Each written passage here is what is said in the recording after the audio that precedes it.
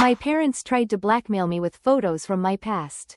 So I leaked everything first and watched them lose their friends, jobs, and pride. The email arrived on a Tuesday morning while I was having coffee in my Miami Beach apartment, watching the sunrise paint the ocean in shades of gold and pink. The subject line read, "We need to talk, Mom and Dad," and something in my stomach immediately clenched. My parents and I hadn't spoken in 8 months, not since I'd refused to attend my cousin's wedding because I knew they'd spend the entire event trying to set me up with nice young men from good families. I opened the email, and my blood turned to ice. "Alex, we hope this finds you well. We've recently come across some very disturbing photographs from your past that we believe you wouldn't want circulating among your professional contacts or the nice social circle you've worked so hard to build in Miami. We think it's time we had a serious conversation about your future and the choices you're making. We'll be in Miami this weekend and expect to see you Sunday at 2 p.m. at the Fontainebleau lobby. Don't disappoint us. Love, Mom and Dad." Attached were 3 photos that made my hands shake as I scrolled through them. Photos from 5 years ago, from the darkest period of my life when I was 21, broke, and making desperate choices to survive. Photos I thought had been deleted, buried, forgotten. Photos that showed me in situations I'd spent years trying to forget, with people I'd worked hard to distance myself from. I stared at my laptop screen, my coffee growing cold as the implications sank in. My parents had somehow tracked down images from when I was involved with some very questionable people, doing things I wasn't proud of. Things that, while not illegal, would definitely raise eyebrows in my current professional and social circles. I'd worked so hard to build a new life, a clean life, and now they were threatening to destroy it. But how had they gotten these photos? I'd been so careful, so thorough in cutting ties with that world. Then I remembered, my ex, Danny, who I'd dated during that dark period. He'd taken some of those photos, and he'd always been vindictive. My parents must have tracked him down somehow, maybe hired a private investigator. It was exactly the kind of thing they'd do. I called in sick to work and spent the day pacing my apartment, trying to figure out what they wanted. It wouldn't be money. My parents were well off, my father a respected financial advisor and my mother a prominent member of their church community in Orlando. No, they'd want something else. Control. They'd want me to come back home, probably. Give up my job in Miami, move back to Orlando, let them arrange my life the way they'd always tried to do. The weekend felt like the longest of my life. Saturday night, I barely slept, running through scenarios in my head. What would they demand? How far were they willing to go? And more importantly, what was I willing to sacrifice to keep my new life intact?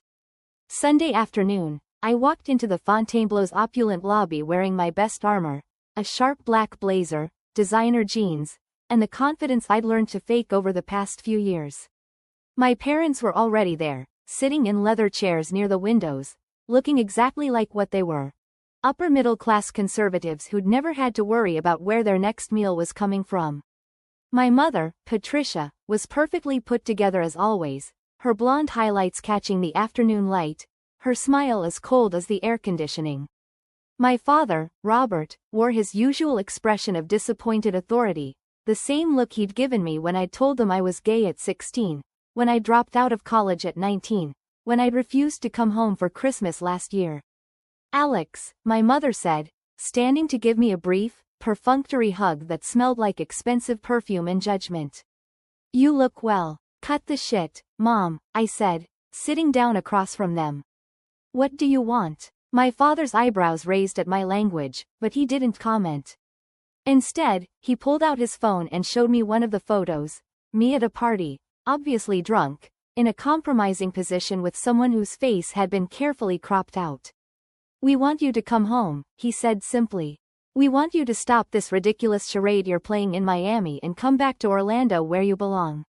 We've found you a nice job at Mitchell & Associates, and there's a young lady from our church, Rebecca, who we think would be perfect for you." I actually laughed, a sharp, bitter sound that echoed in the fancy lobby. "A young lady? Dad, I've been out for 10 years. You think showing me some old photos is going to turn me straight?" "We think," my mother said, her voice dropping to that dangerous whisper she used when she was really angry, "that you've been confused for a long time. Living in this godless city, surrounding yourself with the wrong influences. We think it's time you remembered who you really are and where you come from. And if I refuse? My father's smile was all teeth and no warmth. Well, that would be unfortunate. You've worked so hard to build your little life here.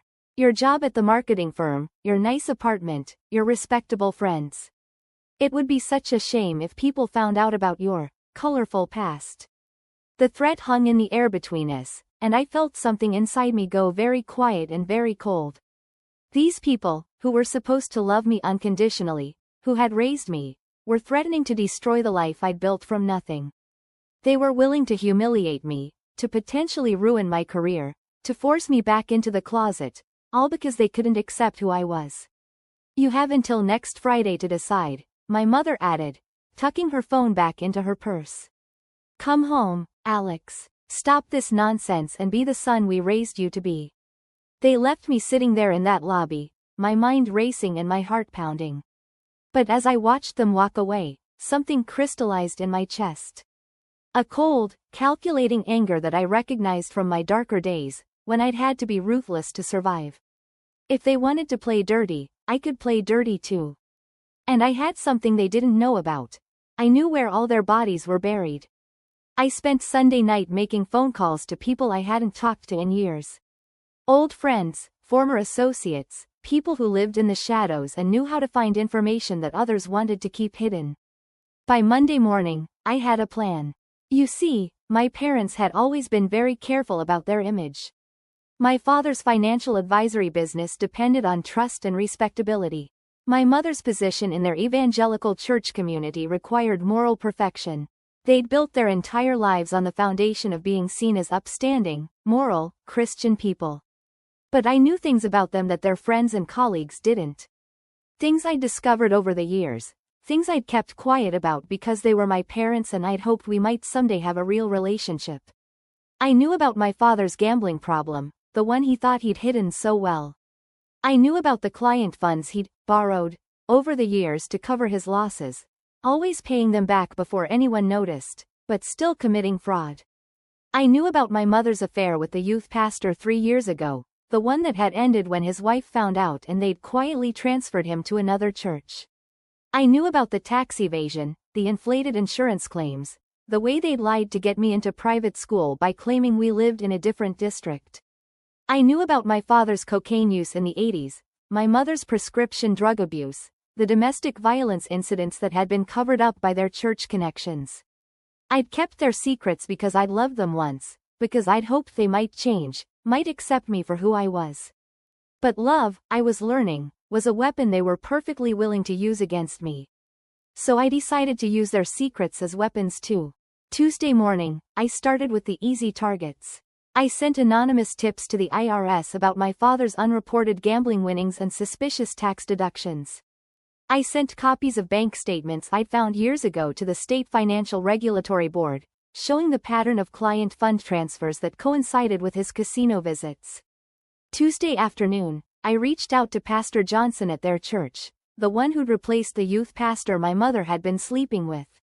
I sent him a detailed letter, along with photos and text message screenshots I'd found on my mother's old phone when I'd helped her set up her new one last year. Photos of her and Pastor Williams in compromising situations, messages planning their meetings, evidence of their affair that had rocked the church community when it was discovered. But I also included something Pastor Johnson didn't know. Evidence that my mother had been embezzling from the church building fund to pay for her affair, hotel rooms, gifts, even plastic surgery to look younger for her lover. Thousands of dollars stolen from the congregation's donations. Wednesday, I focused on their social circle. I created fake social media accounts and began posting in the local Orlando community groups my parents frequented. Nothing too obvious at first, just hints and suggestions. Photos of my father entering a casino during times he'd told my mother he was at business meetings. Screenshots of my mother's Venmo payments to escort services, labeled as therapy sessions. Thursday, I went nuclear. I sent a comprehensive dossier to the local news station, the one that loved exposing corruption in the financial sector and religious communities. Bank records, photos, witness statements from people I'd tracked down over the past few days. A complete picture of Robert and Patricia Davis's double life, their hypocrisy, their crimes. I also sent copies to every major client of my father's business, every member of their church congregation, every neighbor in their upscale community, and every colleague in their professional networks. By Friday morning, the day of their deadline, both of their phones were buzzing constantly. The local news was running a story about a prominent Orlando financial advisor under investigation for client fraud and gambling addiction. Their church had called an emergency meeting to discuss recent disturbing allegations against one of our most trusted members. I sat in my Miami apartment, watching it all unfold on social media and local news websites, feeling a satisfaction I hadn't expected. My phone rang at exactly 2 p.m. "What have you done?" My mother's voice was shrill, panicked. "Alex, what have you done?" "I've leveled the playing field," I said calmly, sipping my coffee and watching the sunrise again, just like I had a week ago when this all started. "You wanted to destroy my life with photos from my past? I decided to destroy yours with photos from your present. You don't understand." My father's voice came through the phone, apparently on speaker. "This will ruin us. Everything we've built, everything we've worked for. Just like you were planning to ruin everything I've built and worked for." The silence on the other end of the phone stretched for nearly a minute. I could hear muffled voices in the background, what sounded like my mother crying, and the persistent buzzing of their phones as calls and messages continued to pour in. "We're your parents," my father finally said, his voice smaller than I'd ever heard it. "How could you do this to us?" "The same way you could threaten to destroy my life to force me back into the closet," I replied, surprised by how steady my voice sounded. "The same way you could blackmail your own son because you can't accept who he is." "That's different," my mother sobbed. "We were trying to save you. We were trying to bring you home, help you find the right path." "No, you were trying to control me. There's a difference." I hung up and turned off my phone.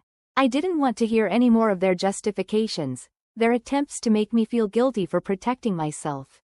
I'd spent 26 years listening to their manipulation, their conditional love, their need to remake me in their image. I was done. Over the next few days, I watched their world crumble from a distance. My father's business collapsed within a week, clients pulled their accounts, regulatory investigations began, and criminal charges were filed for the client fund misappropriations. The gambling debts, which had been hidden for years, suddenly came to light, and their house was put up for sale to cover what he owed. My mother fared even worse. The church not only expelled her but pressed charges for the embezzled building fund money. Her social circle, already scandalized by the affair, turned completely against her when the financial crimes came to light. The plastic surgery, the escort services, the web of lies she'd constructed to maintain her double life. It all came crashing down at once. Their marriage, which had been hanging by a thread held together by mutual secrets and social pressure, finally snapped. My father moved into a studio apartment across town. My mother went to stay with her sister in Tampa, who made it clear she wasn't welcome for long. I felt empty, not satisfied, not vindicated, just empty. I'd won, I suppose, but victory felt hollow when it meant watching the people who raised me lose everything they'd cared about. My phone stayed off for a week. When I finally turned it back on, there were dozens of missed calls and messages. Most were from my parents, ranging from angry to pleading to desperate. A few were from extended family members who'd heard about the scandal and wanted to know my side of the story. One message stood out. It was from my Aunt Linda, my mother's younger sister, the one who'd always been the black sheep of the family. "Alex, honey, I heard about what happened. I know this must be hard for you, even though they brought it on themselves. I want you to know that some of us have always known what Patricia and Robert were really like.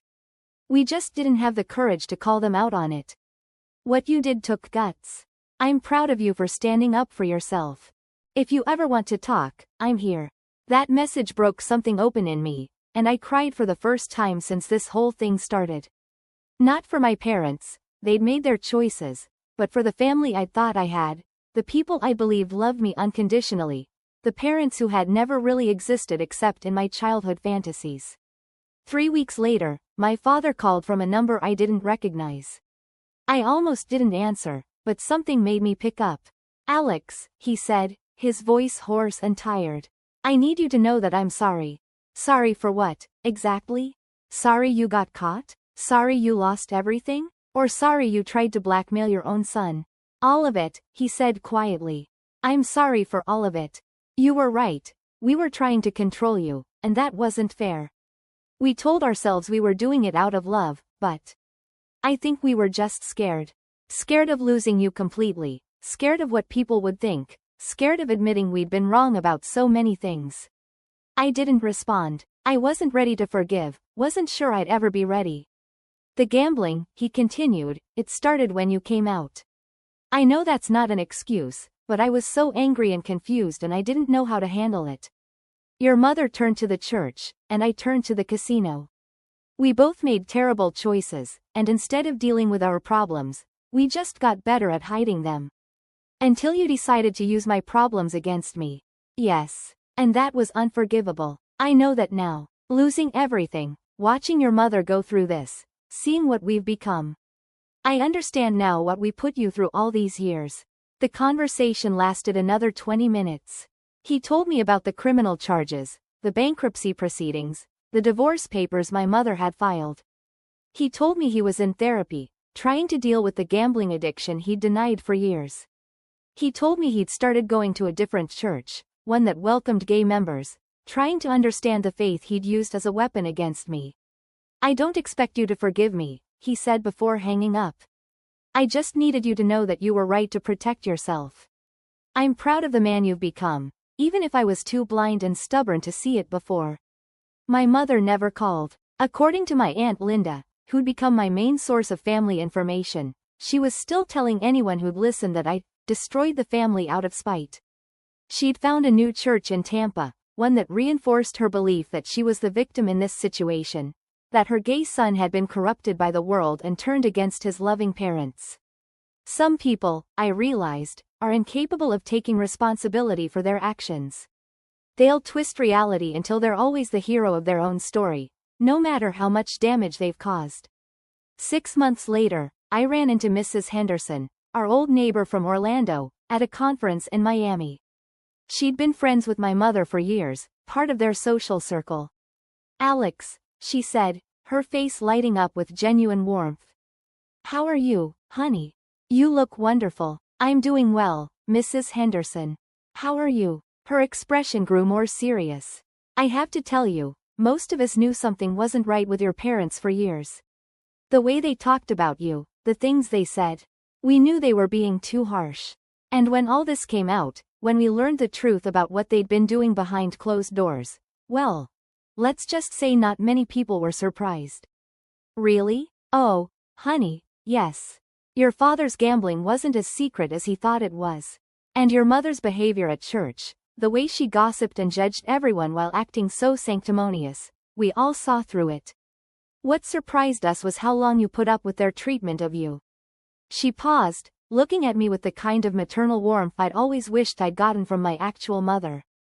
What you did wasn't pretty, but sometimes you have to fight fire with fire.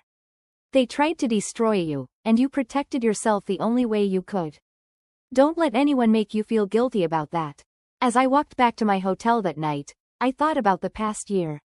My parents had lost their business, their marriage, their social standing, their church community. Everything they'd valued more than their relationship with their son.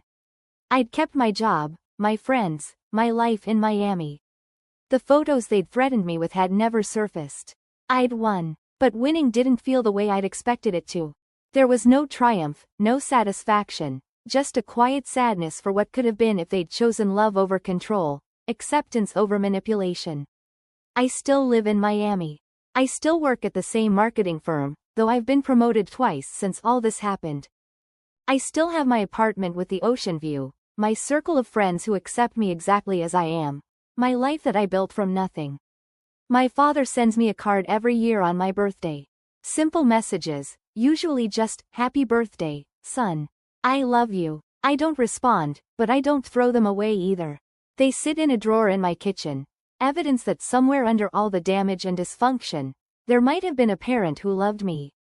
My mother has never contacted me directly, but according to Aunt Linda, she asks about me sometimes.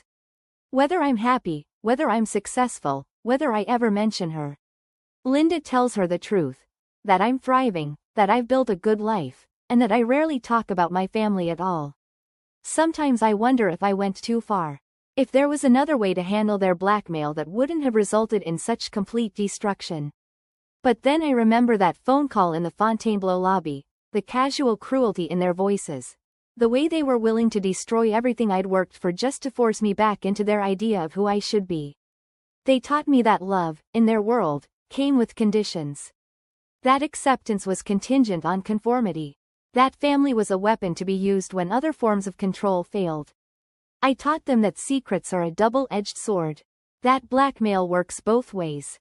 That sometimes the child you underestimate grows up to be more ruthless than you ever imagined. I don't know if that makes me the villain or the hero of this story. Maybe I'm both. Maybe that's what happens when a family destroys itself from the inside out. Everyone becomes a little bit of each. What I do know is that I'm free. Free from their manipulation, their conditional love, their need to remake me in their image. Free to live my life on my own terms, to love who I want to love, to be who I was meant to be. It cost us everything to get here. But maybe that was the price we always needed to pay.